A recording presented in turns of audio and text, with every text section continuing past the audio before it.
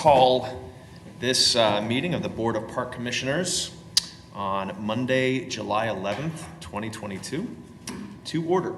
And would like to go ahead and get started with Troy. Why don't you just kick us off and tell us where we're going? All right. So you guys might have known or not, but I was missing last week. I was gone. Had COVID, so I was out all last week. My mother, she came from New Mexico to visit, and the worst thing ever, I gave my mom COVID. Oh my God. So we both were isolated all last week, but we're both very healthy and tested negative as of this morning. And my mom got on her plane and went back to New Mexico, back to Albuquerque. So I feel like I'm doing a little bit of catch up on a lot of things today. But first thing I want to do is introduce Jesse. Jesse is our new golf director, and he comes from Virginia. And he's going to do a little bit of a report on golf, but if you want to give a little background about yourself, that would be great. Yeah, as he said. Jesse. Okay. I gotta figure this part out.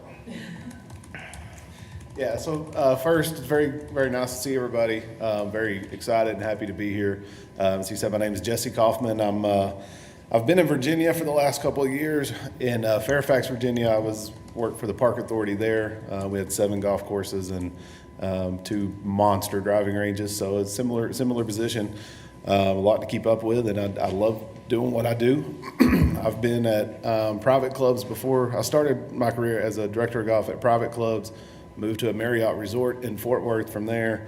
Wanted to take on the multi-course operations. That's what landed me in Virginia. And then this opportunity came, and I definitely wanted to stay in multi-course operations, but I did want to come back closer to home, which for me is Arkansas. So I'm a lot closer to family and very glad to be here. Over the last few weeks, last couple of weeks, I should say, I've been really just visiting the sites, meeting with staff, and just a information gathering process to really figure out exactly where we stand and using that information to put plans together for the future. So we got some great golf courses. We got great staff. It's just a very exciting challenge, I think, for me to come in now and be able to take all these things that we already have in place and grow them and build on them. So again, I appreciate the opportunity and very excited to be here working for Wichita. Thank you very much. Thank you very much. So lots of high expectations of Jesse, and we know he's going to meet those expectations. And he did fantastic through the interview process, and what was really outstanding, head and shoulders above all the other candidates going through the interview process. So like you said, there's a lot of things to work on. And I was just looking at the monthly revenue and expense report for golf, and we're actually a little bit ahead than what we were last year, which is good news. I think we're going to send out, I just got the report this like a couple minutes ago, so we'll send it out to you guys later on. But you will get the rounds report, which also is a little bit better than last year. All right, so a couple of the other items that we were going to give updates on. I'm going to go over it. I'm going to stand. So LW clap. We have $2.5 million that we're going to get in 23 and $2.5 million that we're going to get in 24. And just looking at what we expect with the cost of materials and the cost of construction, that $5 million combined is probably really worth half that much what it was when we first put that money together. And then we get another $5 million in 2030. So the master plan that we put together was estimated a year and a half ago, roughly about $30 million. So you can probably put another $10 million on that price tag of what that was really going to be looking at. So we're not going to be able to do everything that we wanted out of the master plan, and I think we knew that. And the master plans are always a situation where you're always hoping for the best, gleaming for the best plan, really kind of setting your goals high, putting a good, really high vision, And if you could get to it, that's great. But I think we knew that we weren't going to be able to do all the things that are in the master plan. So in the next few weeks, few months, Larry, Tim, and I, we're going to be spending some time with the architect that helped us put this together and designer, and we're going to start pulling some of the low-hanging fruit, some of the things that we really need to address. And the first thing is going to be the bridges and some of the safety aspects of the park. And so we want to address those first. We did take one of the bridges out already, and Ducks Disc Golf is going to do a volunteer project on the footbridge on the very southwest corner. We call that bridge number 1. And so hopefully we could get those 2 bridges, well, at least one of them is going to be secured, obviously, being a little bit safer with it being gone, but the other one being repaired. But so that's where we're going to do our first efforts, and then with that, looking at the playground, other infrastructure, dog park, maybe pickleball courts, I don't know. But we'll be bringing those plans to the park board, hopefully in the next 2 or 3 months, and we'll be spending time with the DAB and other representatives from that district, and we've been spending a lot of time with the council member from that district as well. So Phil will definitely be spending some time with you as well. So I appreciate that. Thank you. So that's kind of where we're at with CLAP. I just wanted you guys to be aware that we're already starting to think about spending those 2023 dollars, and that's a big ticket item, $2.5 million for 2 years. And so we want to put a really good plan that's going to make the most of what we got of that money and make the best that we can of that park. So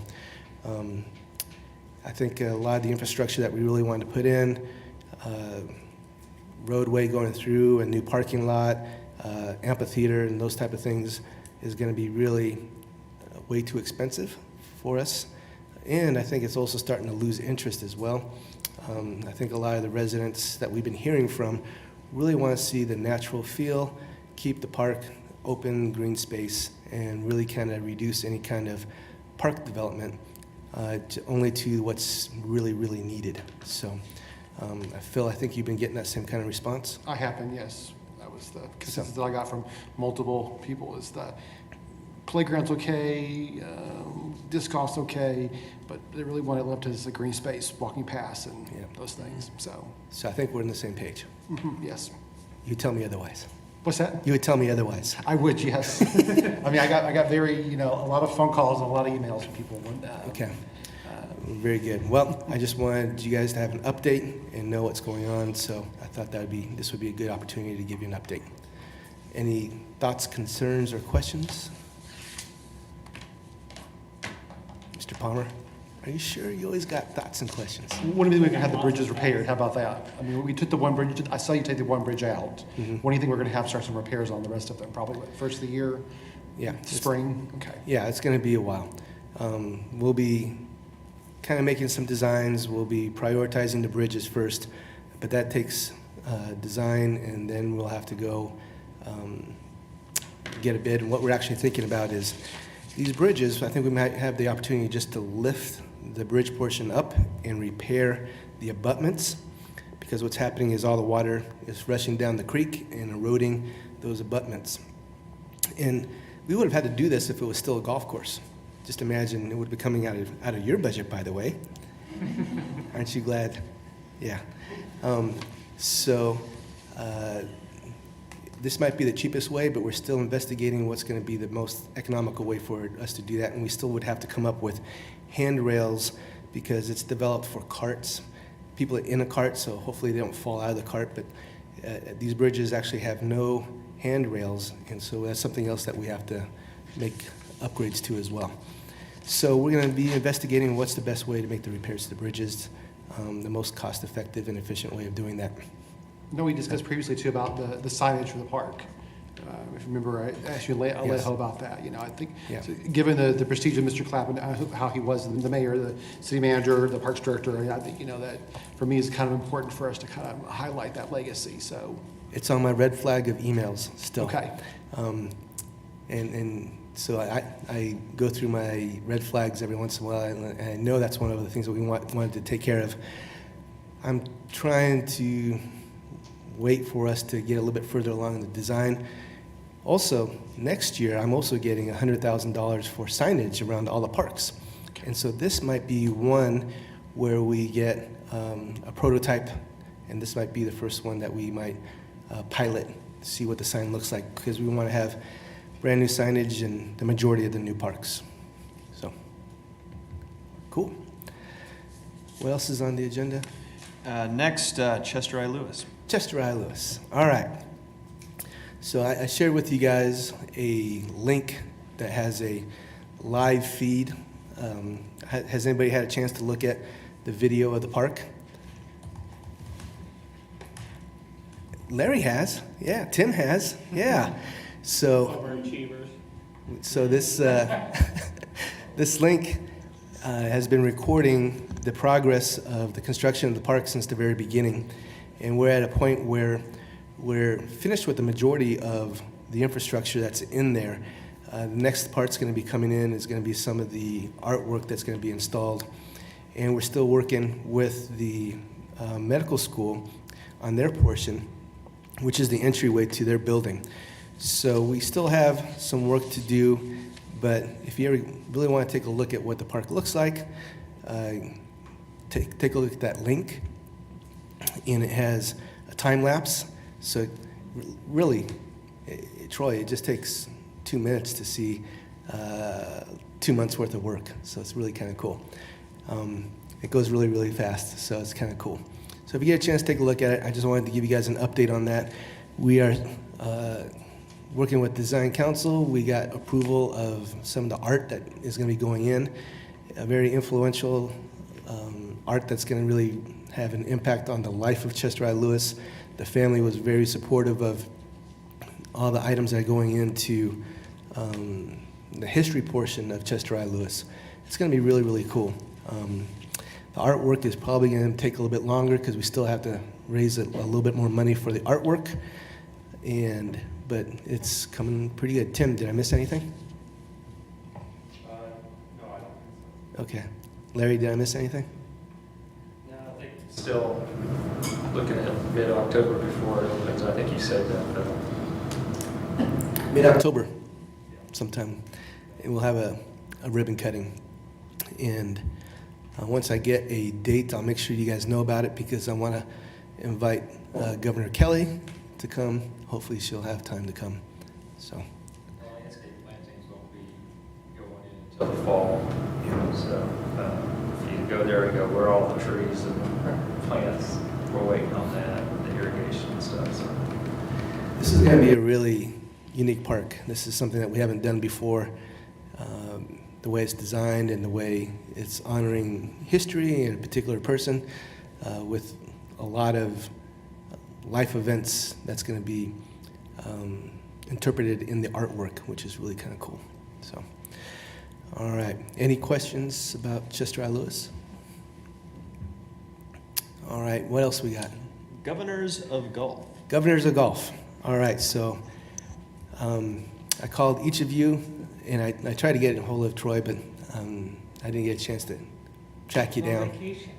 I figured that afterwards. But if you guys paid attention to the council meeting last week, the Golf Advisory Committee was dissolved. And so what was put in place was the Golf Governance Committee, and they're going to be reporting directly to council. So I think in the next few months, we'll be getting those folks appointed, and they have some very specific duties that's outlined in their charter. And so we'll be working with Jesse and his team to really support that governance committee, and they'll have a lot more authority, particularly over fees and some of the operations. So it's going to be a little bit more than just advisory. They're going to actually be the deciding votes on fees. So it's going to be really interesting. And I think there's some good points and bad points to that, but one of the things that we need to make sure that we move forward with, and I suggested this to Eddie, that he would be the liaison, because there's one person that is on the board that is an ex officio that represents the park board. And because of Eddie's golf experience and knowledge and and his golf abilities, by the way. Is he a cheater? Yeah. I thought he would be a good candidate for that ex officio representing the park board, but that's up to you guys. I think he would be willing to take that role. So, and since he's not here, maybe you guys just vote him in. Yeah.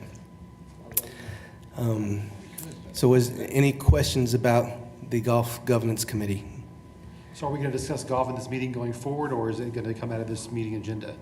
So I want to make sure you guys are aware, because it's still a Parks and Recreation activity. It's still one of our operations. Jesse's a Parks and Recreation employee. So we'll still be giving you guys updates, but as far as advisory items or items that need any kind of motion or that kind of thing, it's not coming to this board. It's going to the golf governance committee. So, but it's good for you guys to know what's going on. So we'll make sure to keep you guys abreast. Okay? All right, and then a couple other things that are off the agenda. The summer's been going really well. Our pools are packed. Our parks are busy. Our recreation centers are recreating. We got kids coming out our ears. Just all kinds of things are going on, special events, whether it's 4th of July, whether it's Pride Fest, there's just all kinds of things that have been going on. Juneteenth turned out to be a really, really awesome event as well. So I just wanted to congratulate the staff on all the events that have been going on. They've been doing a great, great job. So, and appreciate your guys' support. So that's some quick updates. Okay, all right, thank you very much. I think actually, since we're kind of dancing around the stuff that needs to have approval, so we can just move on to, are there any folks here for public comment that are not here to speak on business surrounding renaming volleyball courts or pickleball? So I think we can move on from public comments. Finance update? So last month we skipped this, but Brendan's going to give an update, and I think there's some pretty good news. So.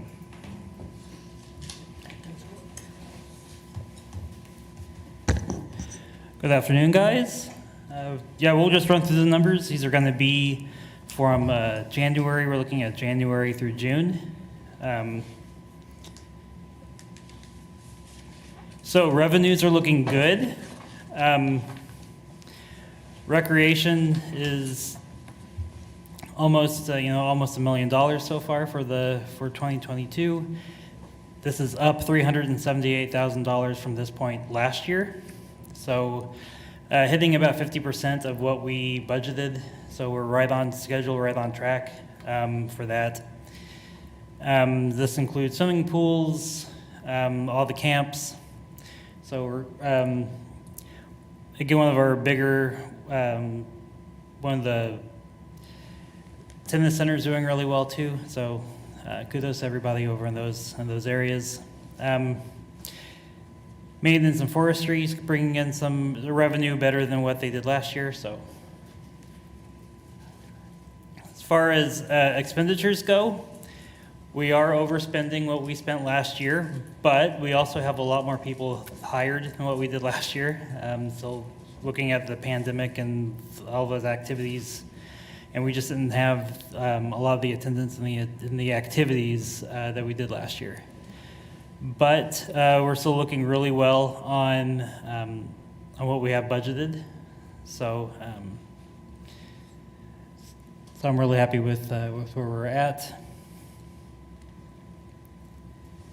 As far as recreation cost recovery, rec centers are doing well, hitting into that target range. Shelter rentals are doing very well.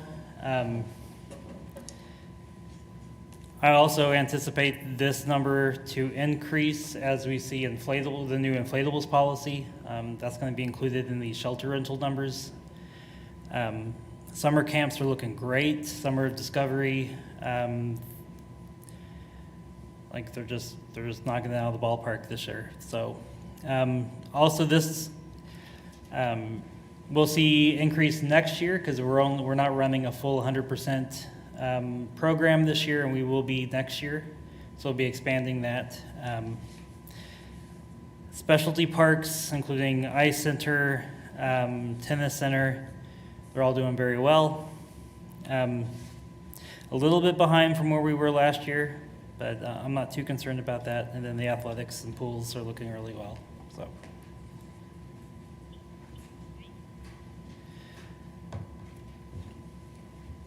So let's talk about golf. The revenue is looking very strong, about 61% of what we have budgeted. Again, this is about $279,000 over what we have generated this time last year. Expenditures, we are spending again another about $250,000 more than what we spent last year. Some courses doing or spending less on admin. However, I do anticipate the admin number going up because now we're paying for Jesse. So, his salary will come out for that. And worth every penny. Right. But again, this is going to be, that's the other part of the story on some of these numbers is that as we hire more staff, we'll probably see some of the savings slow down some. But that's to be expected, and that's a good thing. That means we can do more because we have more people to do it. So expenditures are looking really good. As far as cost recovery, these are awesome numbers. All the courses, and that's not through May, that is through June. I didn't get that number updated, that date updated on that slide. But that is through June. And with that, have any questions? Or need me to go and explain anything else? Okay, thanks guys. Great. Keep it up. All right. Troy, do we have a communication update? So there was nothing that we had brought forward to go to council or to the city manager, so there was no items, so I have nothing to report. Got it. Okay. Social media. Katie, Eddie.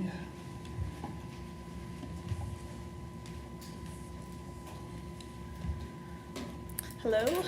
I've got quite a few updates. I left a lot of what I had prepared last month, just because it was pretty notable, and then I just added a few quick updates for June as well. So here is our follower updates. We did actually see growth on 13 out of 17 of these pages since the March meeting when I last presented. But the biggest growth we've seen was on the Park and Rec page and the Great Plains Nature Center page. Since the March presentation, we got about 1,200 new followers for Great Plains and 1,400 for Park and Rec. So it's pretty notable there. In terms of the Facebook for Park and Rec, a lot of the growth was due to aquatics programming. So between the winter and spring sessions, reach went up 436% on Facebook and 534% on Instagram. About 350% of this growth was just from the month of May, and we saw a reach of 200,000 just during that month. And 200% increase just in the individual page visits, that was unique page visits, so about 5,000 total unique visits. So again, most of that spike was because of aquatics. Programming, facilities opening up. We've seen that citizens are really interested and invested in the new pools and splash pads that we've opened up, and a lot of organic growth, especially on the posts regarding when splash pads and pools are open versus when they're closed. We've specifically been sharing reasons why they're closed so that that communication is there, especially focusing on like weather closures, technical issues, when there's vandalism causing us to close for a couple days. So people are very appreciative of knowing that reason why. Other aquatics related posts were swim lessons, free swim days, pool rentals, admissions fees, passes, and then scuba classes. Had some boosted posts in May. So the marketing team was really focusing on aquatics during the month of May. Another reason we're actually seeing a lot of organic growth is due to a recent Facebook update. So now when we're creating a post, it'll actually give you the option to simultaneously share that post to some targeted local groups, including like What's Happening in Wichita, Family Fun Wichita, and the Ark River Coalition. So we've been sharing with a lot more wider audience than usual lately. The communications team is specifically focusing on messages with a playful and fun tone to kind of offset the government expectation of being more boring or formal. So that's a lot of the focus we've seen recently, was just engaging with our audience. So some of the other popular posts we've had were regarding city crew and some CIP updates. And then for June, a lot of our popular posts were again regarding some events. So because of our high reach in May, it fell just a little bit in June, but was still pretty high. And Instagram actually saw a bigger, more consistent reach. We were posting almost every single day on Instagram during the month of June. So the Red, White, and Boom event was really popular. We sold out the Glow Kayak Tour that was at the beginning of July. And then this photo on the right is of William Buckner, who was a 10-year-old basketball player who competed at an event at Brewer. And then he actually went to the junior NBA competition in New York City and placed second in the nation. So we're really proud of our hometown hero here. And that post got a lot of shares as well on Instagram and on Facebook. O.J. Watson Park also has a lot of increased programming recently, with the rides opening up. The summer hours are extended. We're seeing a lot of feedback regarding the different rides, and some of the posts here were from Memorial Day. They were open on Memorial Day. People were really excited about that. And then this event, Rock the Park, happened last month. So these have all been pretty popular posts, and seeing that reach increase regarding Watson Park. Open Streets also had really increased reach in May, of course, due to the event we had at Nomar. So during the month of May, Open Streets reach was up 627% on Facebook and 138% on Instagram when you compare winter versus spring. And the page visits were up 1,600% on Facebook, 240% on Instagram. And that grew steadily throughout the spring, spiked right before the event, and then we had several posts going on during the event and right after the event for follow-up. That page alone saw 800 new Facebook likes since March. And we're expecting that that'll still go up quite a bit here at the end of the summer for the September event going on, but this I just wanted to kind of show you how much it spiked right before the event.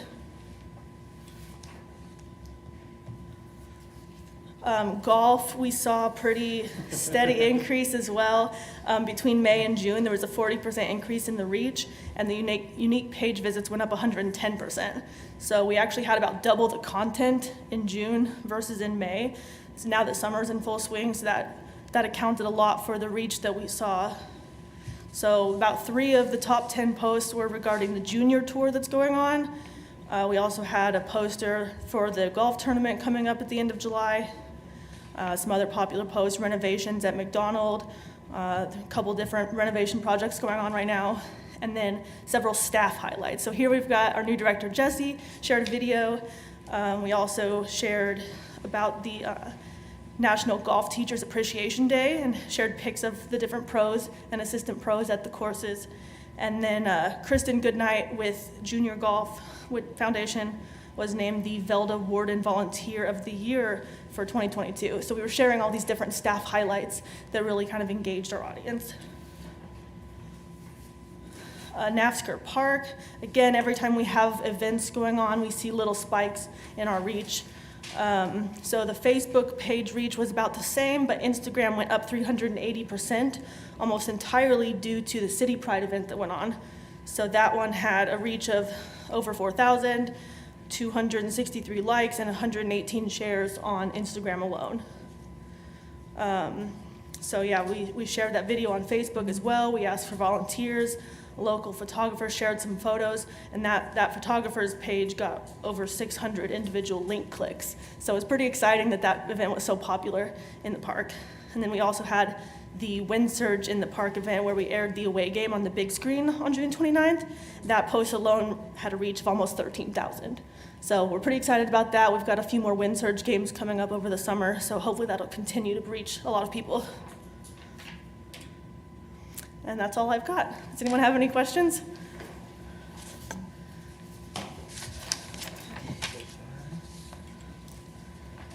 Great work. Thank you. Okay, well, since Reggie's out, skip on past recreation update. So go ahead. Just a few things I wanted to highlight. Oh, please, go ahead. Yep. So yes, Reggie's not here today, but one of the things one of the events that we're gonna be focusing on at the end of this month is Lynette Woodard, 50-year anniversary. And so Lynette Woodard herself is gonna be here, and we're pretty excited about that.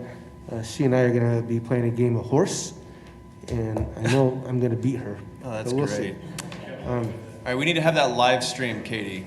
Somebody let her know. We definitely need to have that. Two big items that I thought was pretty cool, and this is Reggie's work. Reggie goes out there and beats the bushes and makes all these connections.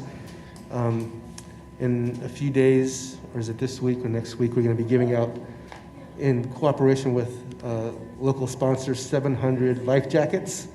Oh, wow. Yep, and so some of those life jackets are going to stay at our pool or pools, but those folks that want to have life jackets, they're going to have that opportunity to have that. And then at all of our summer camps, at the end of the summer camp, each one of those folks are going to be getting school supply backpacks, not just for them, but for all of their family members as well. So this is another first, and that was another sponsor that helped us with that as well. So these are all things that are extra bonuses when we do all of our programming. And this is Reggie's work. Great. Reggie's the man. Okay, so back to golf for the rounds and revenue report from June. Yes? You want to do it? I don't mean to put you on the spot, but I just see it's the next on the list, and I just read what's on the list. He can do it.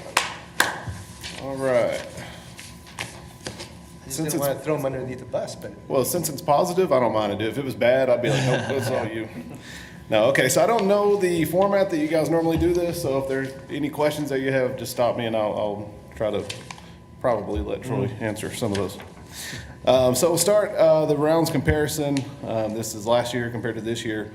Is this up? Is this? no, but they all got. They do, okay, Yeah. okay. Every course is up except for Sim. Sim is only down 2%, so they're almost even with last year. Every other course is up considerably, with McDonald being 8% up, over 18,000 rounds compared to just over 16,500 last year. So the increase, and we all know how busy golf was last year, and with the rain and everything, I'm assuming you guys had, like everybody else, those are really good numbers to see that we've actually increased. So going down, looking at June specifically, same thing, every course is up, with, again, MAC being up 7%. Even Sim last month was up 1%. So they were down a little bit earlier in the year, but they are starting to increase their rounds. So everything looks really good. A total amount of rounds, 22,500 in June of this year. Last year in June we did 21,500, so about 1,000 extra rounds this year. Cart rental comparison. A huge increase in cart rentals. MAC was up 14%, is up 14% for the year, which is huge, 127,000 over 110,000, so roughly $17,000 more just at that one course in cart revenue, so that's really good. Every course was up, with Sim being up 5% even. Food and beverage comparison, this year versus last year is huge. We are up 53% overall. Now, I'm assuming last year food and beverage was very minimal with COVID, so that has something to do with it, but I'm not going to give that all the credit. I think we've, I know the staff, I've talked to them a lot over the last couple of weeks, and that's something they've tried to do, and that's definitely going to be an area that we really push hard over the next couple months to improve. We got more on that in just a few minutes. Merchandise comparison. Some really strong numbers here as well. Every course is up, with Sim being up 60%.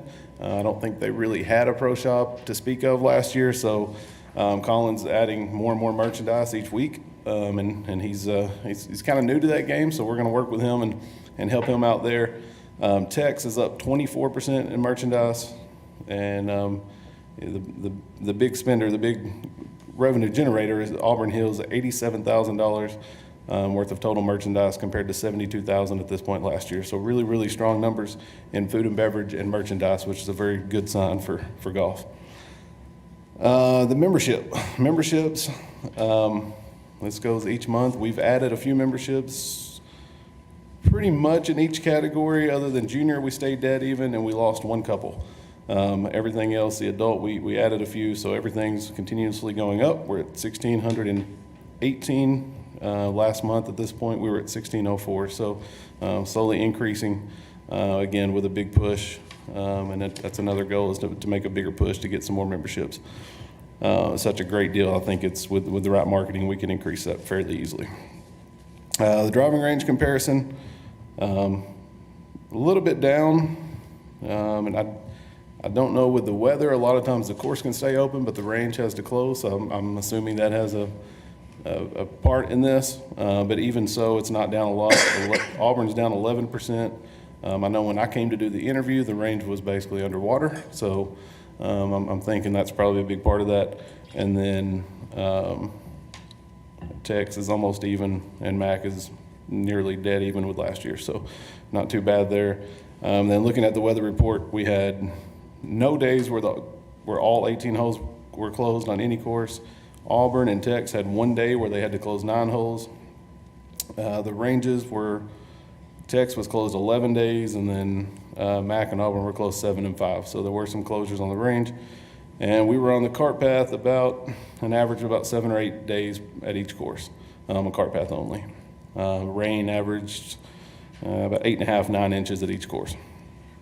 Some of the updates given to me by staff, at Mac, he mentioned that the rain early in the month was very beneficial, but it did delay some of the spraying for broadleaf, so they had to kind of play catch up and use some extra man hours to get caught up on that.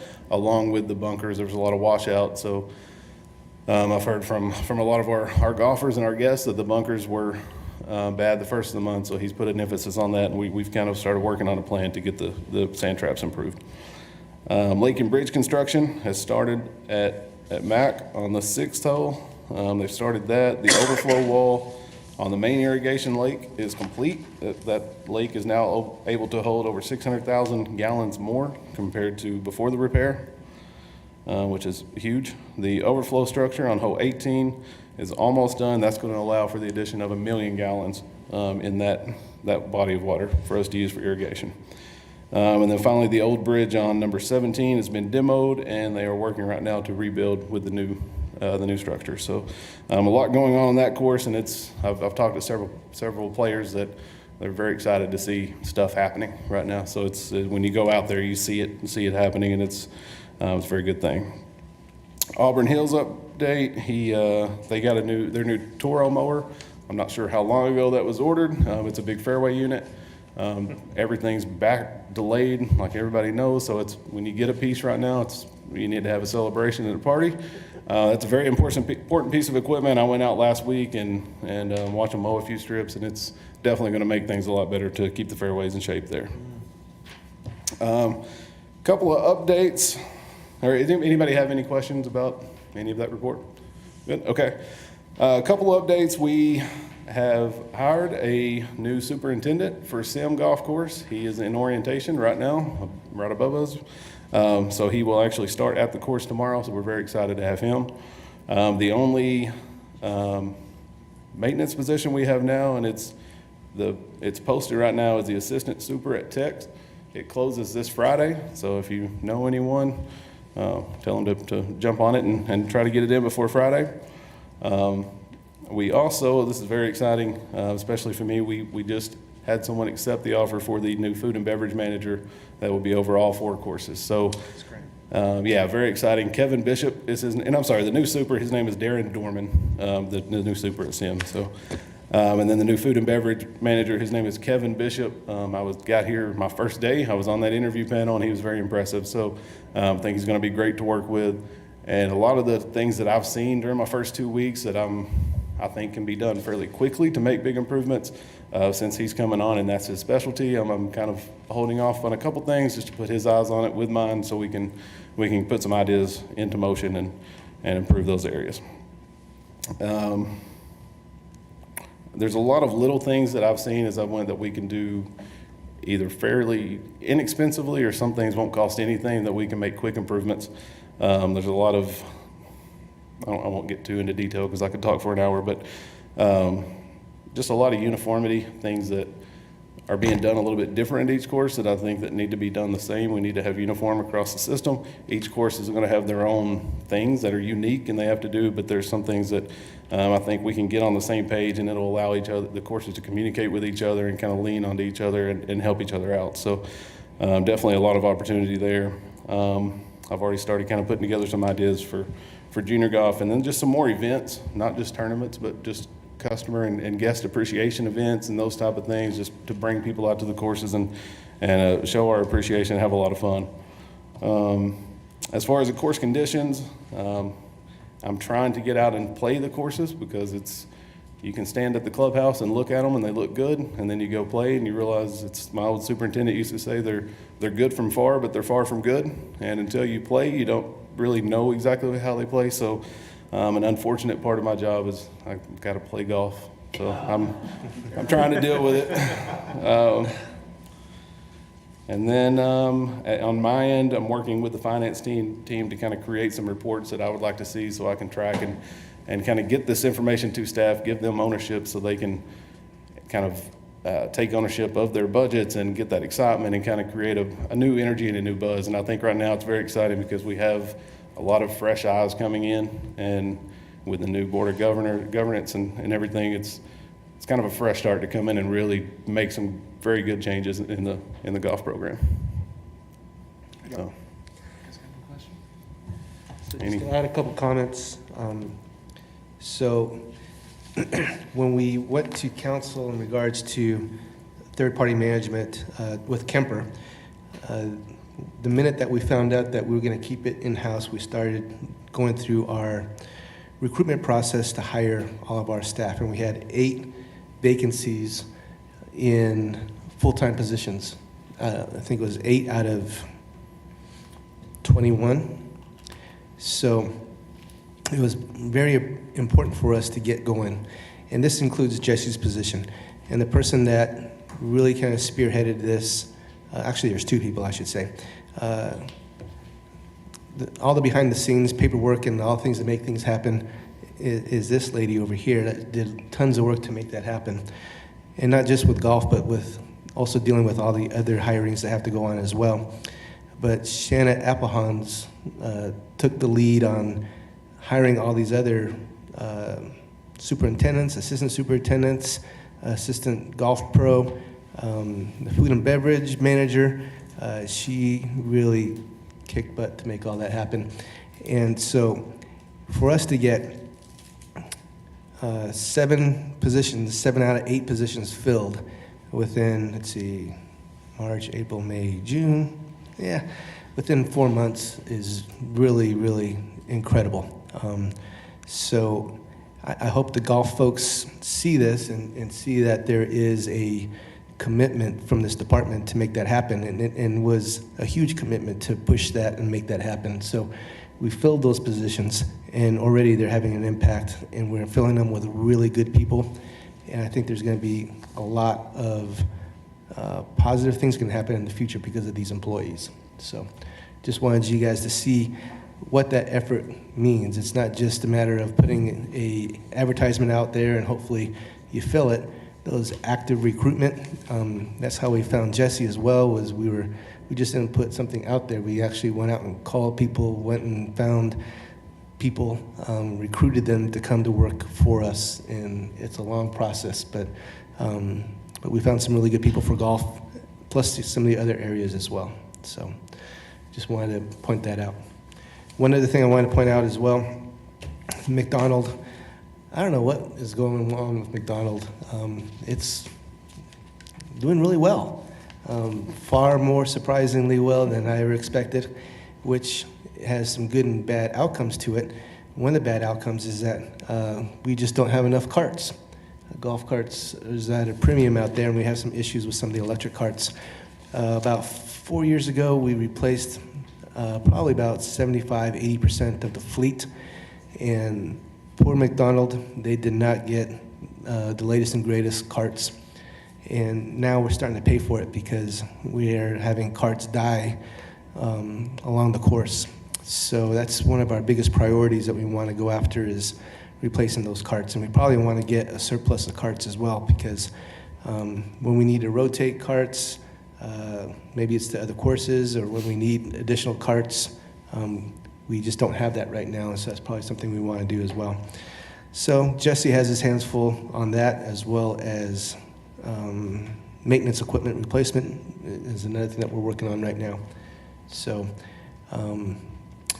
and one thing I forgot to talk about in regards to the Golf Governance Committee is you all helped us with a 15% increase on fees, and so I'm going to have to take that to the Golf Governance, and so that's going to put us behind a few months as we fill that committee out, which is kind of disappointing, but that representation I think will be really good. But we need to really start thinking about making more revenue for the golf courses. Even though we're in great shape now, there's a lot of expenses that we have, and especially as we bring in on more staff.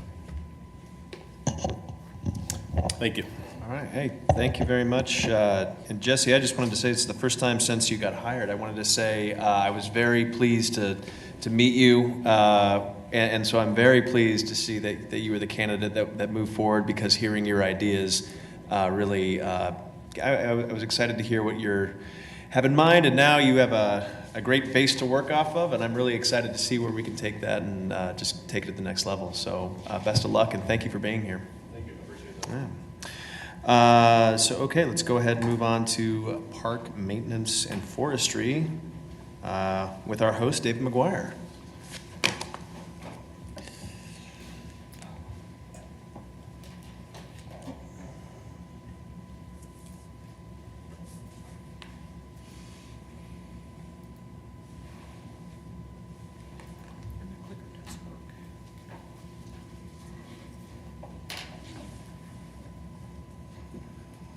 All right.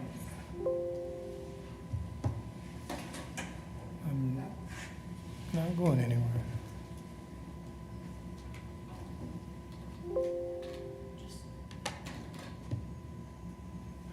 All right. So yes, we finally got through some of this high wind stuff in the second half of June going into the 1st of July here. The winds calmed down, but we're still chasing trees. So our production numbers aren't much different than they were last month.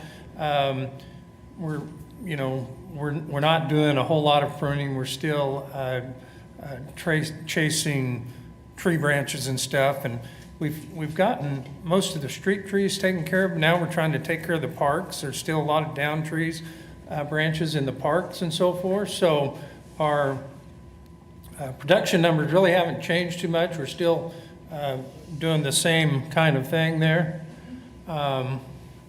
Sport activities is the same. That loads of logs hauled to the job site, I think, is exactly the same as last month. So real similar when it comes to the forestry efforts. We have similar type activities planned, planning to try to get into Swanson's Park there to start clearing trees for that bridge project, doing some work over at the tennis center, continuing. Gary and Troy have worked a lot on the tree policies, so we're doing some efforts there. With construction and spatial projects, those guys have done a lot of stuff. That top picture up there is the dugouts up there at McAdams Baseball Diamond.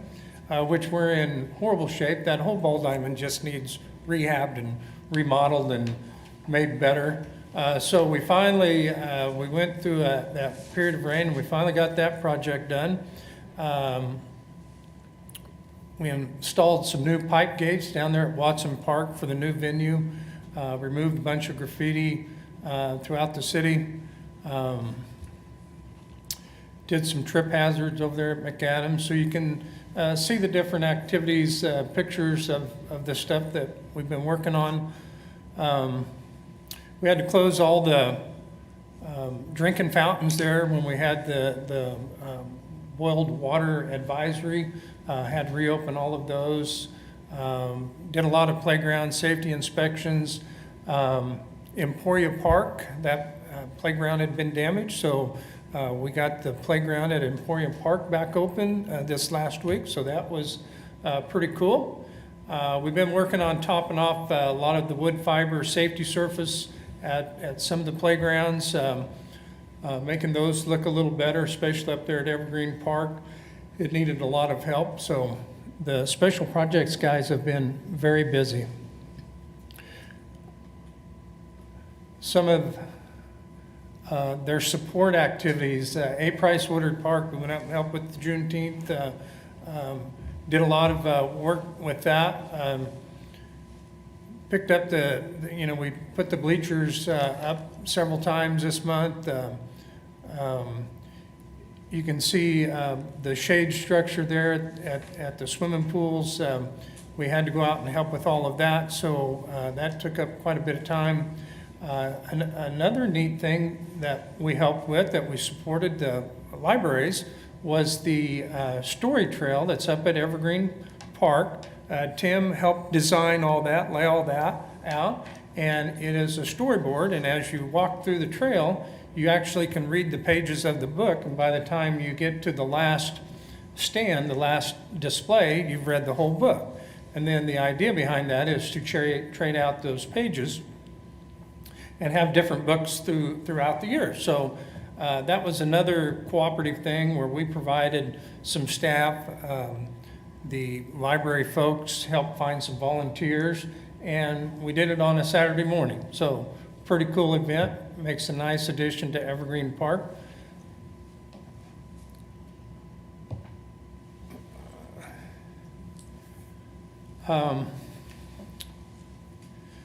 We're working on over there at Grandparents Park. The neighborhood association got a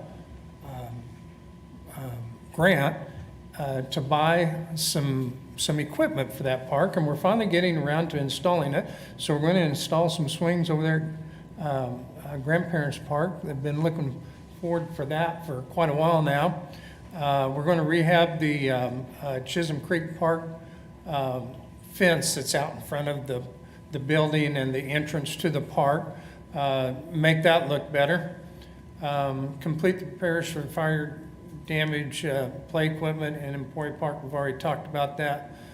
Completed installation of the board-in-place rubber safety at Fairmount as well. We talked about that, so that's making that park look better. We supported the Red, White, and Boom 4th of July event, continued playground inspections, response to graffiti and vandalism. I'm sure we'll have a busy month with all of that this month. It's been pretty busy so far. So park maintenance, I think I shared that picture last time, maybe that we got to talk about this, but that is still one of our efforts, is to clean up the homeless camps and the various illegal dumping in the park. So normal summer maintenance is going on now. The grass is kind of drying up a little bit. It's going dormant, so the mowing's getting easier. The medians you can see are drying up, so that's improving. Store and cleanup parks and areas still going on. Homeless site cleanup. Contracted maintenance, added 3 groups as new areas have been acquired by the city, so we're adding to our contracted grounds maintenance. One of our issues that we've had this last month and a half is we're down to 1 Packer truck. There's 2 coming in March, but we're down to 1. And the one Packer truck, literally the I-beam that supports the whole tank that the trash is brought into split in half.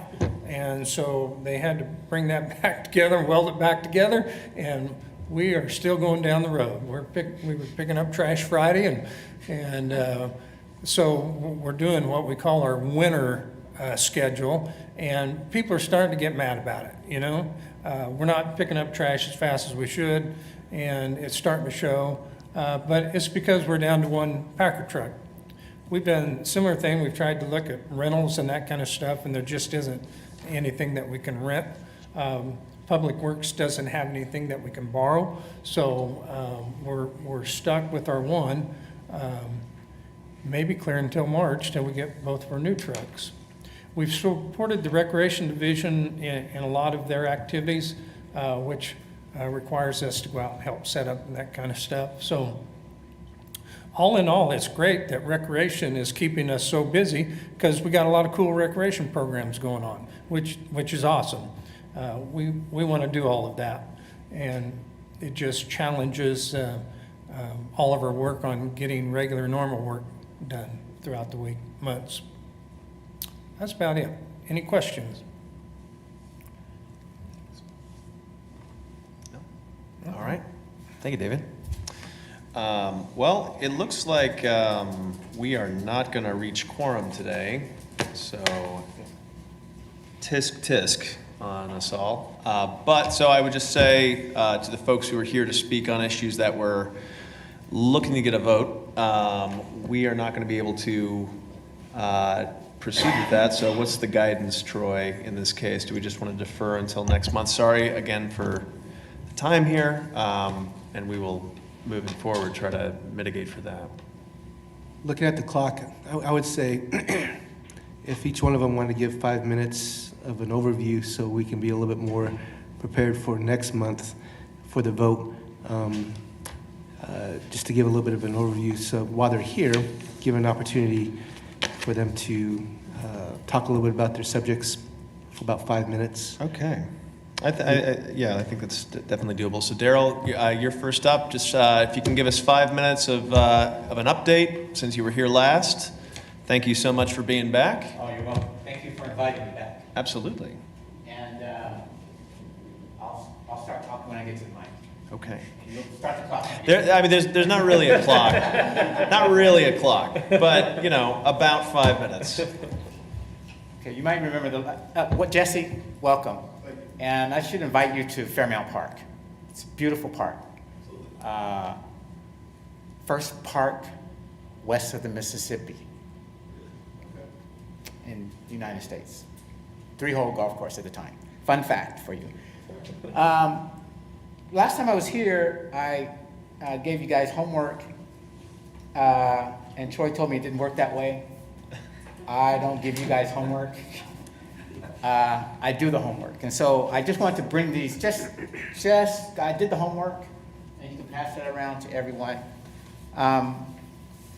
So really, the question is, in my proposal, the question has become, to what credit does this Wichita citizen be remembered via a memorial tribute emanating from the Erickson Memorial Volleyball Court at Fairmount?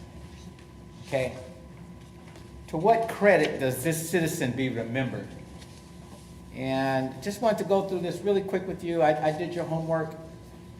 The fact is, always eccentric, retired Wichita State Associate Professor of English, Jim Erickson, has mixed up a potent brew of credits, truly, as teacher and all-around Wichita community and media personality.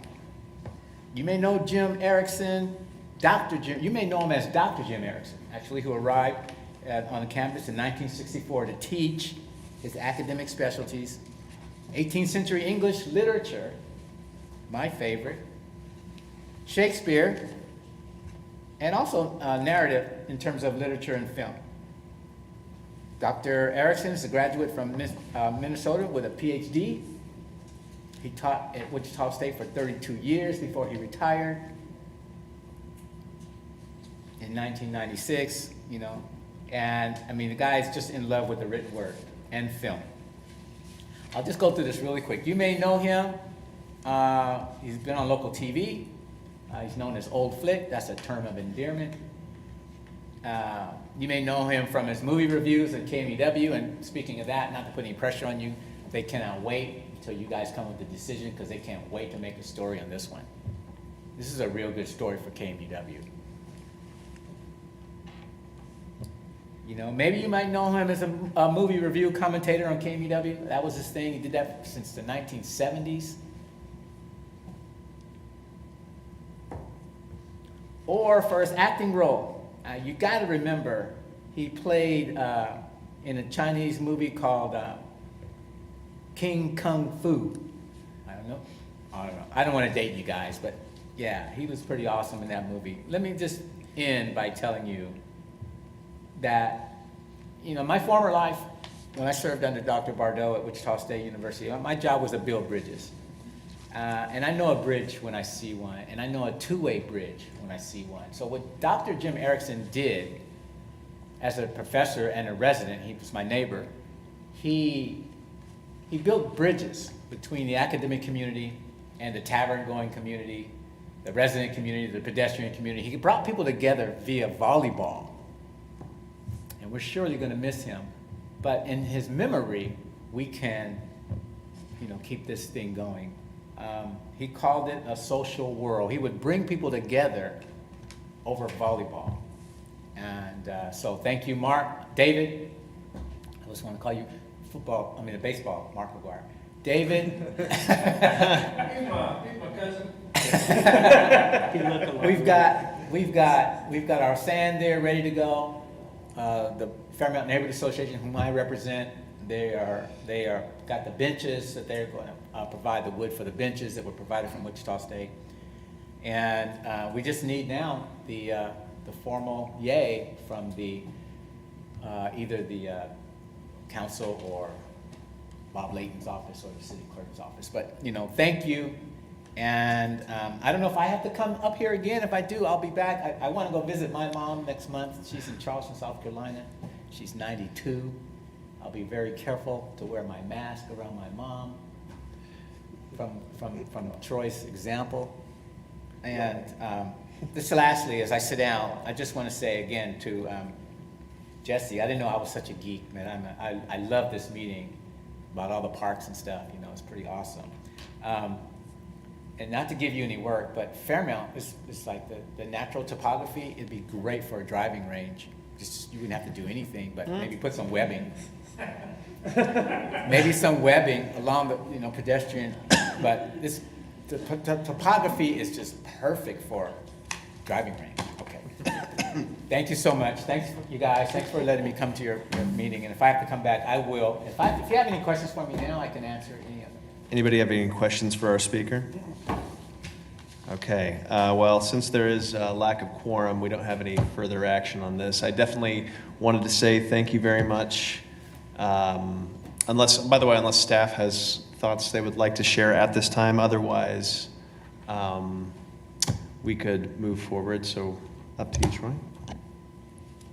Sure. So I think I talked about this last time, and when we name a particular park or a particular amenity in the park, it's always done so with high regards of what those individuals have done and accomplished within the community. So an example is Brewer Recreation Center.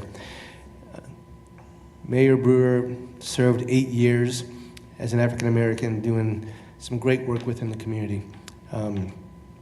So I could list many, many examples. O.J. Watson, from way back when, another individual that made a huge impact on the operations of the city.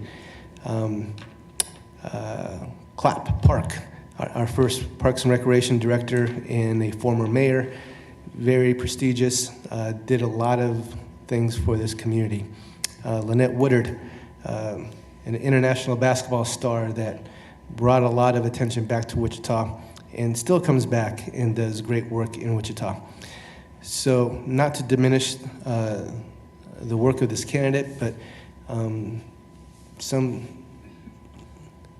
candidates bring a lot more to the table, and so I don't want to diminish that that notoriety nor that work that those folks have done within the community. I would suggest that there's an ample opportunity here for memorializing the area with a memorial bench or some other type of plaque, something we can definitely do with that. So just kind of going off of past experience when we've taken other items to council, what council kind of expects in regards to what those achievements are for naming different amenities or parks or facilities. So that's all. Any other questions or comments? I will say this, Daryl, I really appreciate you being here. And it sounds like you've got more time to go back to the community and gather some more information. I think it might be worthwhile to speak with your council members, speak with the district advisory board to see if there's some other folks that might be interested in joining on to this conversation in anticipation of our next meeting. Would definitely like to continue the conversation before we give you a final determination. But I'm always extremely grateful to see fellow Wichitans lifting up exemplary residents. And that's something that should continue no matter what. And we need to find, whatever the result will be, there will be a way to memorialize this gentleman, because I think that it sounds like he's worthy of that. So let's have that discussion moving forward, okay? Thank you so much. Thank you. All right. Now it's time. It's time for pickleball. Buckle in, everybody. Troy, would you hand these both directions, please? I had pictured you on some fabulous vacation rather than with COVID, so I'm glad you're better.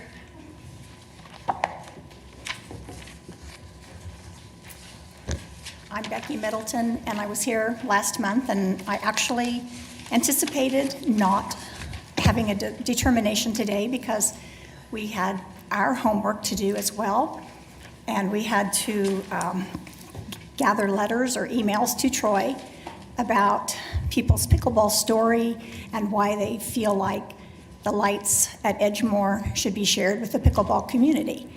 So having just delivered those to this fine board today, I didn't expect any results because you haven't read them.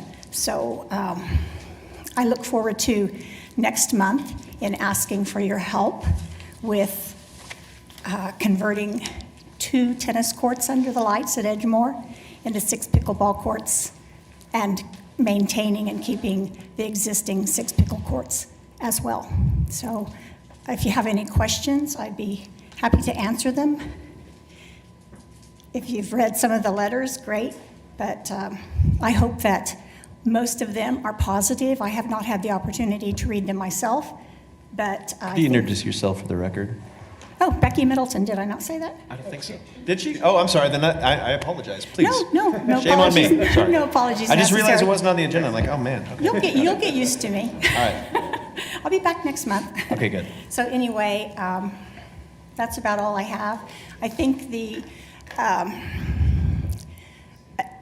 adversity here is that we had received 27 letters from the tennis community about a year ago, and they objected and we were denied at that point in time. But I didn't want to start a letter war. I didn't think that was really the way to go, but in the end, that's what we did. So please read our letters and consider our request.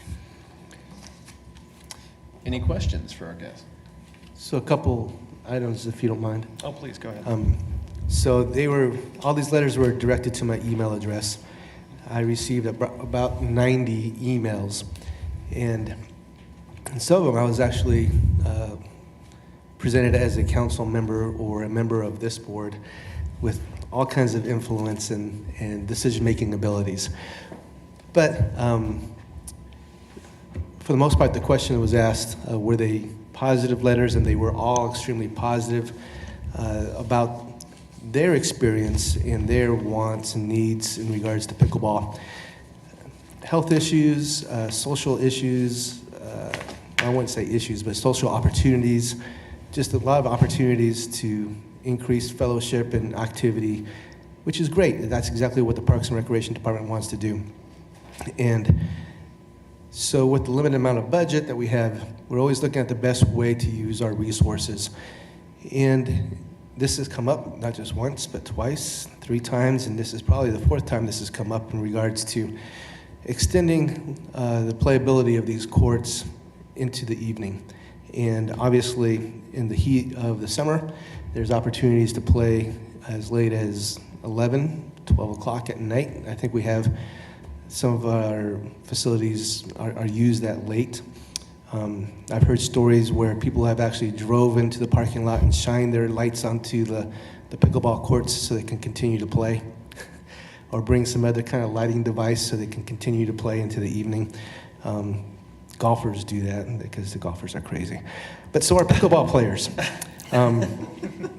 So there's definitely a need, and we're always trying to find the best way to manage all of our resources. And this keeps coming up as a viable opportunity to change these 2 tennis courts into 6 pickleball courts that's going to be underneath the lights.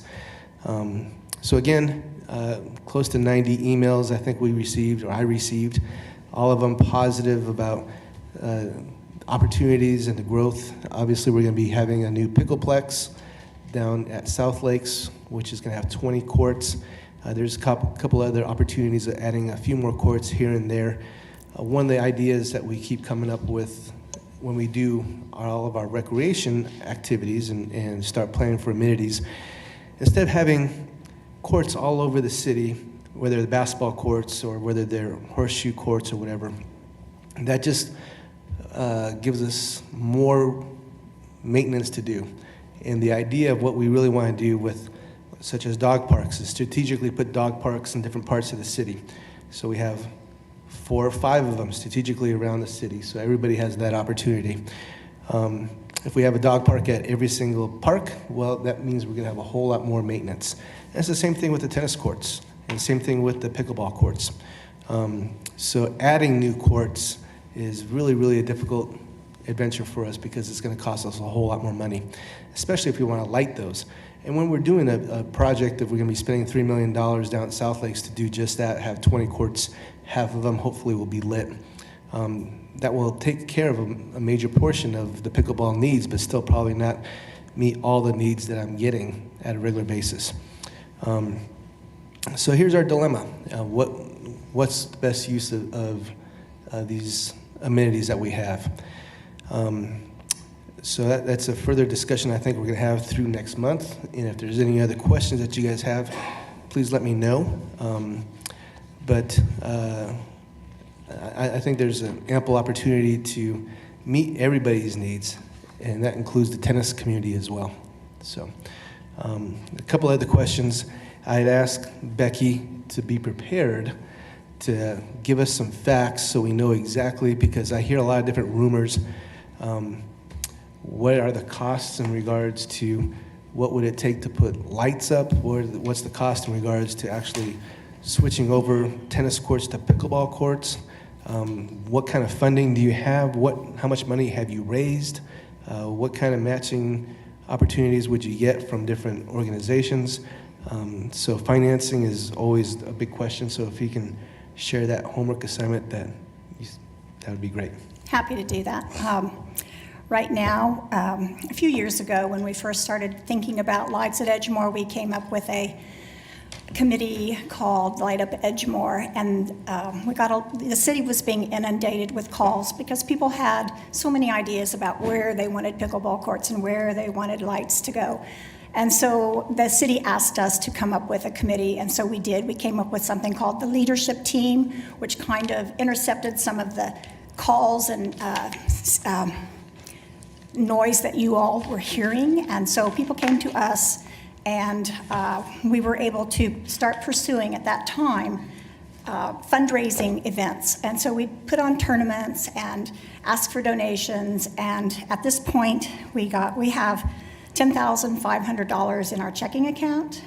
We have, with the Wichita Parks Foundation, we have two different figures.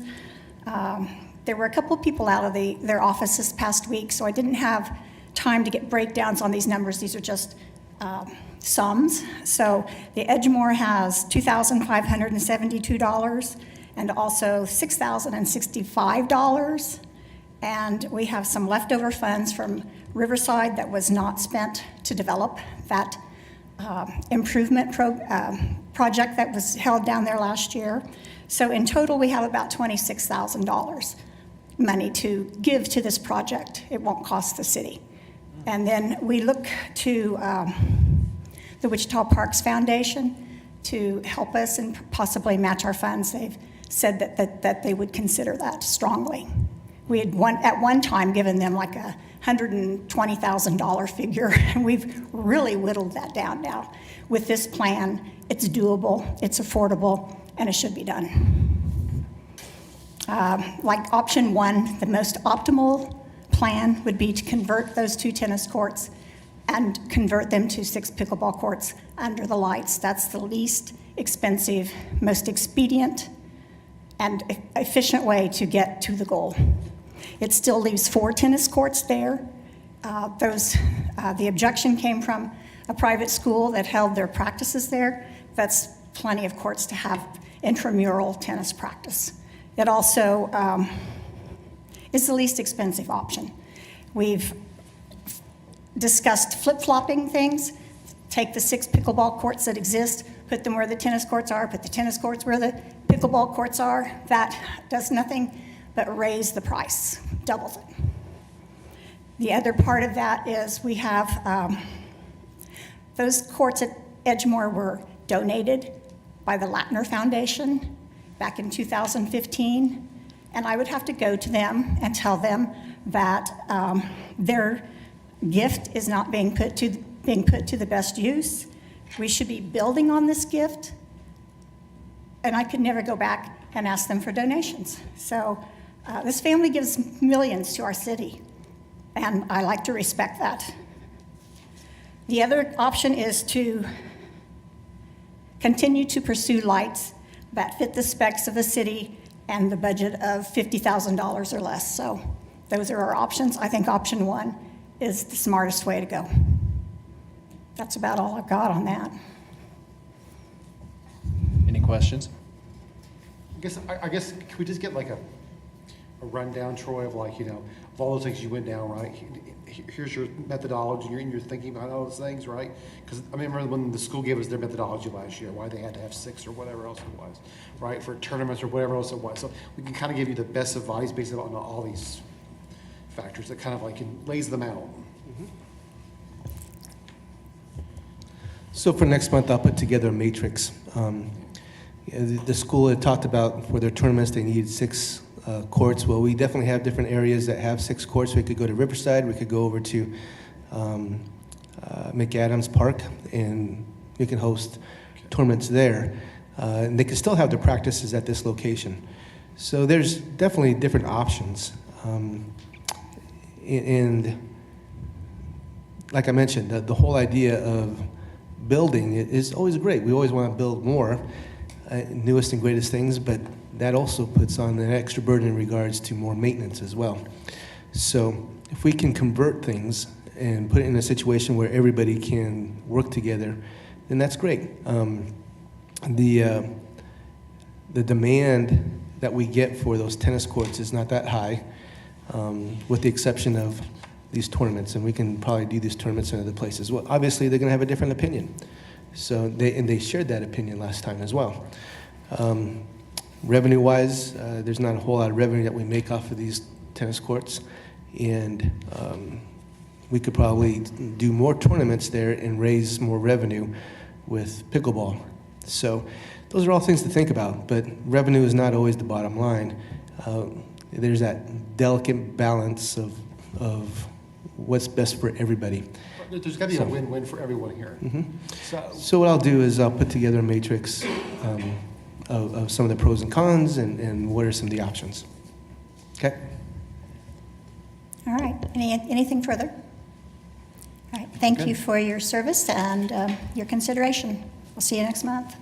All right, thank you for joining us. Okay, well, we're just about wrapped up here, but I'm going to, since we do not have an update from the Park Foundation, it is now time for President's Update, which I wanted to actually take a couple of moments, and I will be respectful of your time to my fellow board members and staff, but wanted to just give a couple of thoughts specifically to the members of the staff that are here, just in some discussions that we've been having recently. It is a tremendous privilege to serve on this board, considering the history of this park system going back 100 years to our first park director. I am tremendously grateful to serve with a dedicated group of residents here. And the fact of the matter is we have still a pretty new board, ultimately. We got several new folks. And of course, unfortunately, a couple of them couldn't be here today, but I'm thinking specifically of Lucia, and I'm thinking of Tom, who I've had discussions with and gotten to know, and I'd like to get to know you guys both separately a little bit better. But in some of our discussions that I've had, and I know for myself, I feel that in discussions with some residents who approach me, I'm asked questions sometimes with regard to planning and with staffing needs. And I've brought this up in the past about what is the delta between what our staffing levels are and what our actual levels are at. So one of the discussions that I've had with several of my colleagues on the board was calling for, and we don't need to have a vote on this, but I just wanted to have an open discussion about this, calling for the next few months, putting together a 360-degree review that everybody on this board, in fact, if members of the public are interested, to take a look at get a report on what our staffing levels are, what we'd like our staffing levels to be, our current contract agreements, what are the metrics of success for our contract agreements, what are the clawbacks if they fall short. I don't have the answer to those questions, and I don't feel comfortable necessarily I don't feel that I have the full picture necessarily in answering questions when some residents ask me about that. I'd like to also focus on long-term outlay and long-term projects. I think this is an opportunity, Jesse, like we were talking about, that, what is it, how can we get a deep dive right at this moment of change and growth? I think we're at a really good spot as not only a board, but as a system. And I think it's a really good time and an opportunity to look at all of our functioning and say, how can we optimize this? And say, we need to go to our policymakers and say, we need to invest in this. Maybe we need to cut back on this. And I think that might be so that's the first piece. I just wanted to open that and see if there's any questions or any concerns. We don't need a vote on this, but I just wanted to put that out there in the ether that I would be pursuing that and would like to get feedback from staff on that. So I'll be delegating all that. Okay. But, Sorry, Penny. But those are all really good questions. I think we have a lot of answers for those. We've shared a lot of that information in one form or another. But I think we could put something together in regards to some kind of presentation. But it brings up my thought of a more broader discussion, and that is an updating of our master plan. What is it that we really want to accomplish as a Parks and Recreation Department? And thank you very much for emailing me these thoughts ahead of time. There was some other things that you put in there in regards to art, in regards to the social fabric of our community. How do we meet those expectations of what the community wants? What does the community want? And so those are all questions that wrap around a master plan. And last time we did a master plan was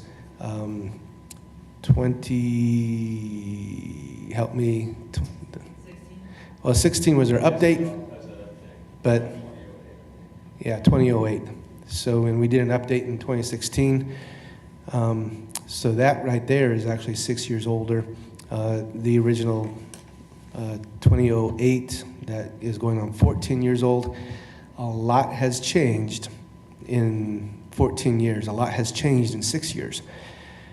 And a lot of the projects that we have, especially a lot of the capital projects, aren't necessarily following through with what we have with our master plan. It happens to be what is the next gift that falls in our lap. NAPSCO Park is a perfect example. Stryker is another example. Those aren't things that were necessarily outlined in that master plan, and by all means, I'm so happy that we were able to go through with them. But because of it, there was no plan in regards to maintenance and support and supervision of those particular facilities, and other facilities are coming back online as well. The other part of it too is the expectation of the community. David already left, but we have about $5 million worth of contract mowing, and that goes back from 2008 when we did this change. And we got rid of close to 200 employees. Well, those 200 employees, they did a whole lot more work than just mowing, particularly in the wintertime. So now in the wintertime, basically from end of September all the way through April, there's nobody going to our parks, and there's no trash collection, and there's no supervision of maintenance and any kind of assessment of what we really need to do in our parks. So that really leaves us vulnerable for liability issues as well. So what Chris is talking about is kind of seeing what the picture is right now, and we can kind of say, here's what our needs are, and here's where we're at. And we kind of talked a little bit about that back in, I think, November. I did a presentation on benchmarks, what our department is benchmarking compared to other cities. Right. And we saw how lean our department is. Very, very lean. In fact, probably close to 3 times less staffed than other similar cities, which creates a lot of different problems. So that was the first part of it, but I think the short term is we can definitely, whether you want to do it in a workshop or however you want us to do it, we can present some of that information of what we're doing now compared to what our needs are. But I think another really important discussion is the future and our vision and how do we get there with a master plan. So I think that's a lot of different steps to go through, but there's a lot of changes happening in Wichita. And I think it's important that we change with those and those expectations and meet the needs of our community expectations and what they want. So hopefully we can talk not only just about those short-term needs that you're talking about, but actually a long-term vision. You know, I really appreciate your thoughts on that, and thank you for hearing me. Thank you for listening. And I think that just as a little bit of background, I'm not going to go into the details of this, but part of this discussion just kind of crystallized for me in a meeting that we had last week with Tim and Alejo talking about this vision.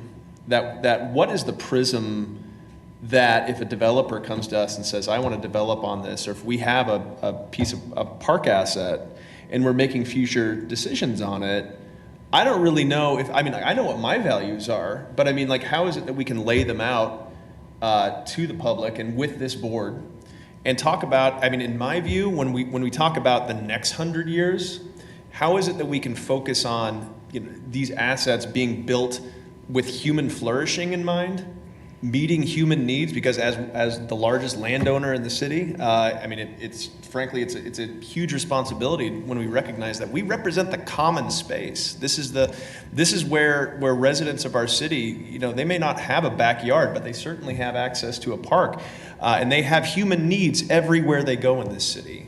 So this visioning process that I hope we can get to, I think it really should talk about access to water. It should talk about access to food in our food deserts.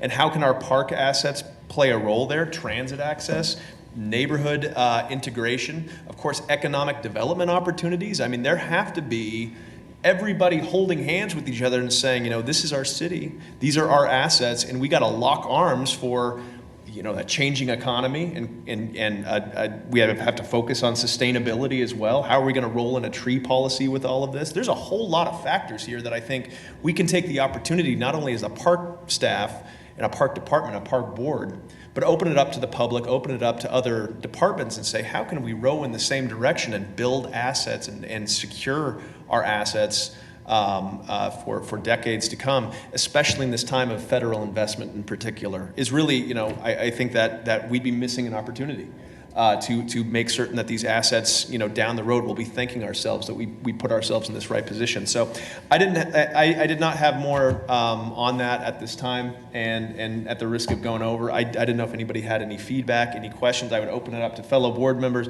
or if staff has any thoughts at all, or if public has any thoughts at all. Come to these meetings, come here and speak now. You can email me as well, because I think this is an ongoing discussion that when we live in a time that has, we talk about how people are feeling a little more distant and alienated, this is the absolute right place to focus on how is it we can build that fabric back up. How can we look to our neighbors and say, how can we make certain that we are providing a space where we can come together as a city? And that's what's a really exciting opportunity, I hope. It's really important to have a plan and actually have a situation where you can follow that plan. Dog parks.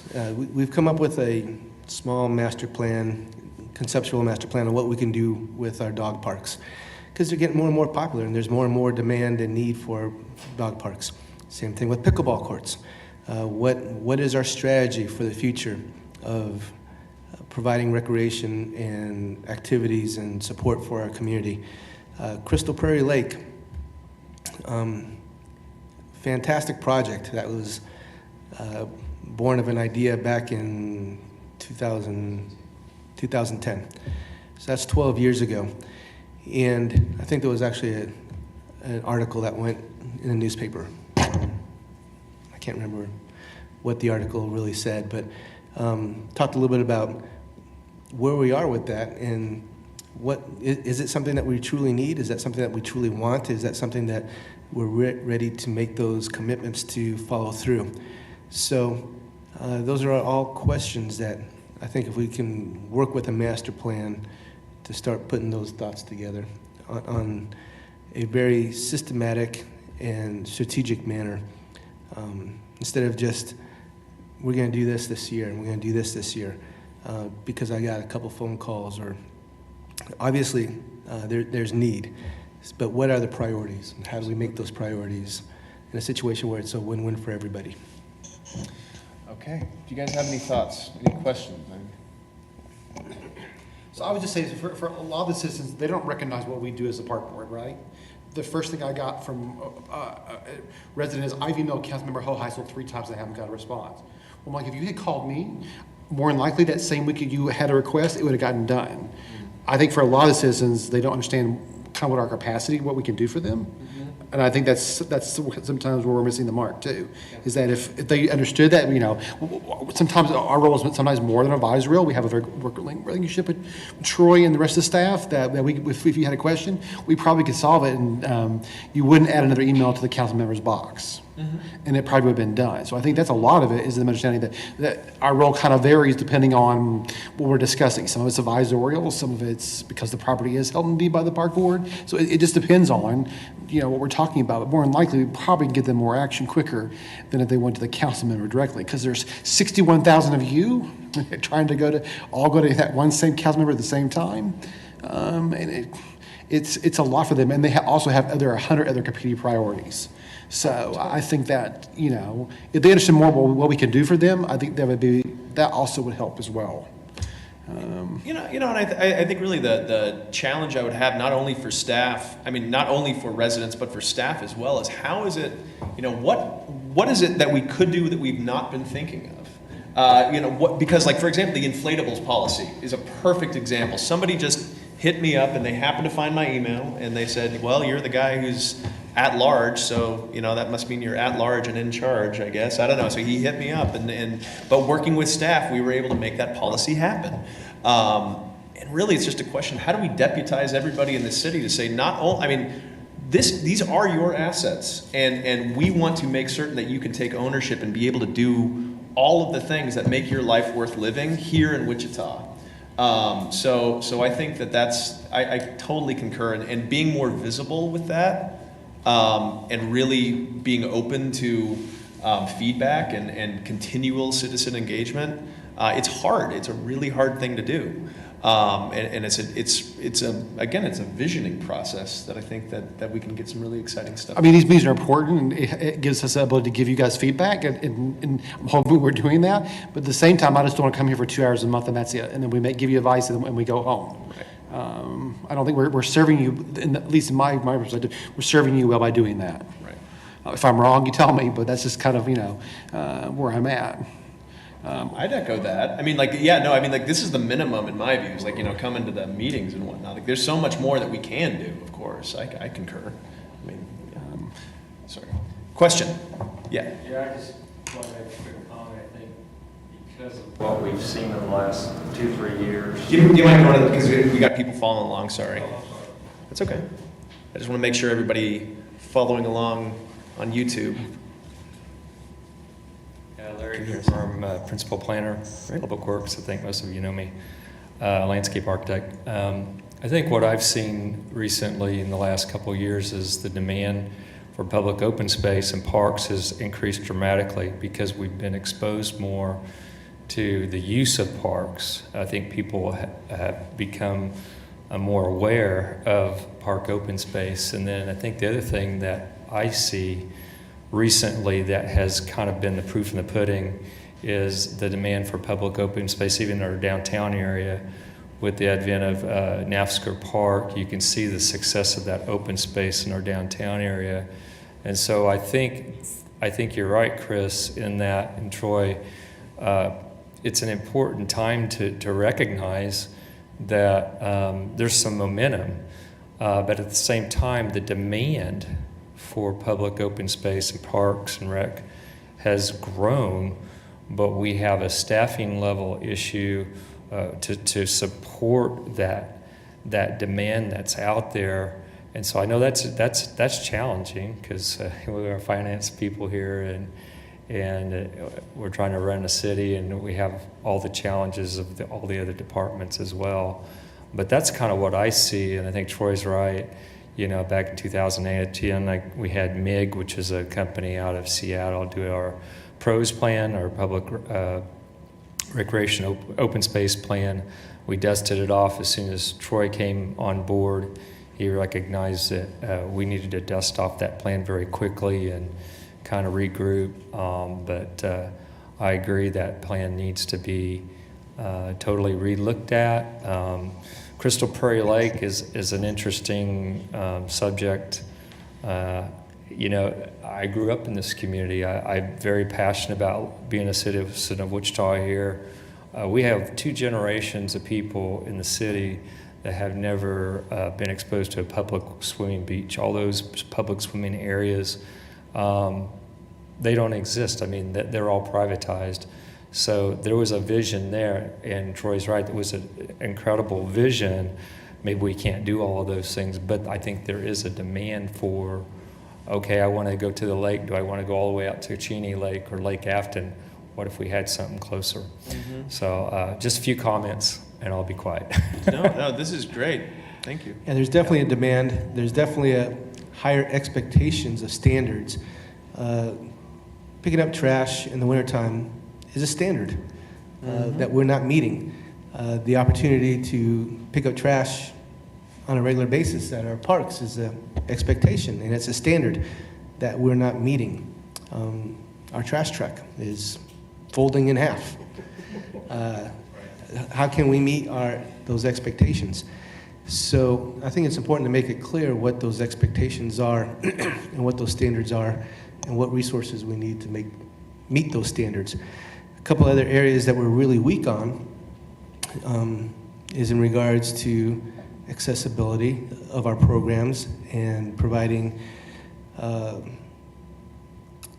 equitable and equal programs across the whole city. Mm-hmm. That's another area that's of a weakness. There's several populations that we do not do very well providing service, and that's seniors. This is on YouTube, but I would say Wichita is one of the worst cities in regards to providing services to seniors and also to physically and mentally handicapped folks as well. So, folks with disabilities. So those are areas that we're working on and we're improving on, and we made huge improvements.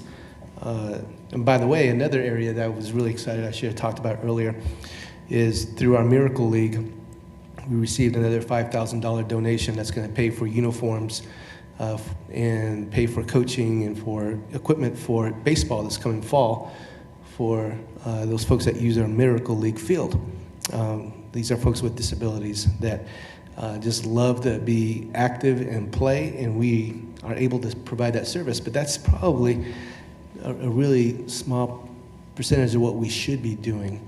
And so that's another area of weakness that we have. So this is where sharing those expectations and those standards and what are we actually hitting. I always brag about our department. I think we have one of the best departments in the country for a lot of different reasons. But most of it's because of our staff. But I think we could be even better and serve the public even more with some clearer pictures and clearer vision. You know, you're saying exactly what I was just thinking about, how inclusion really needs to be at the center of all of this. And I mean, it needs to be inclusion in every way possible. I mean, like what you just said about people who struggle with physical and mental disabilities or senior citizens. I mean, how is it that, for example, just one example, how is transit access at our park assets? That may be something that that is a massive undertaking to even go down that road, but how can we leverage our partnerships with folks who work in transit? So when we do put this vision forward, everybody is holding hands on this because, and going back to the piece you said about trash, I mean, we would not allow for our front yard to be having, cans and cigarette, I mean, maybe somebody would, but, I would back in college, maybe, but listen, this is my home. This is where I live. And having that kind of respect for the common spaces that you have really can get that buy-in from our fellow residents, I would say. So I think this is an exciting conversation, and I think we could continue to go on about this just because I love talking about this stuff. So, but if there's any other people who have comments, now is your time for this meeting, but I'm sure we'll discuss this again. But otherwise, please shoot all of your thoughts you can go on the Park Board website to find our emails, or if you'd like to admonish Troy, please do that as well, thap@wichita.gov. So anyhow, is there anything else that anyone would like to bring up at this time? Okay. Well, hey, Can we folks. get one thing? Can we get an update from rink management about how the transition is going? Oh, that's a great point. So we make sure that we're meeting the skating community. We don't feel like that they've been left behind again. So Funny you should ask. I'll forward an email that I received today to the board.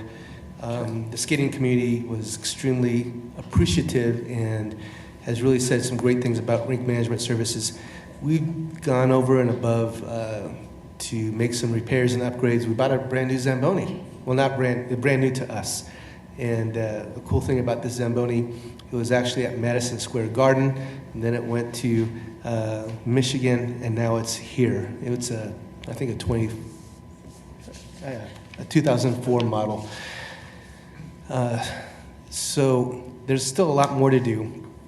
What I'm going to do is I'll ask, it would have been great if we would have done this in June, because Lou was here in June, and he probably could have given an update. Sean is their current manager on site, and he might feel comfortable giving an update as well. So let me work on that. I would love for that to come from their staff, not necessarily from my staff, Right. So you can hear actually what's happening from them. But I think the skating community recognizes we still have a lot of work to do, but the email that I'm going to share to you guys was very appreciative of what we've been doing so far. Well, they just hosted 1,000 skaters from all over the country. Wow. It's Yeah. impressive. Yeah, I think it was closer to 1,200. We did a nice little welcoming event at NASCAR Park in between the rain, and then went back over to Interest Arena. We had some issues with the dehumidifier over at the ice center, so it was a little bit cloudy, and it's really kind of an interesting thing. When there's that much humidity in a cold environment, you actually get fog right above the ice, and so we did have an issue with that, but it wasn't a major issue. But those folks were so appreciative, they want to come back. And we know that we're going to be winning some more bids through USA Ice Skating. So we know that's going to happen. Great work. Okay. All right. Anybody else have something to say? Okay. Well, hey. Brandon, find us more money. Yes. Shake some more trees. Anyway. All right. Hey. Well, and with that, everybody, thank you very much for being here. Thank you for your time. Thank you for your comments, your questions. Thank you for following along on YouTube. We will see you all next month.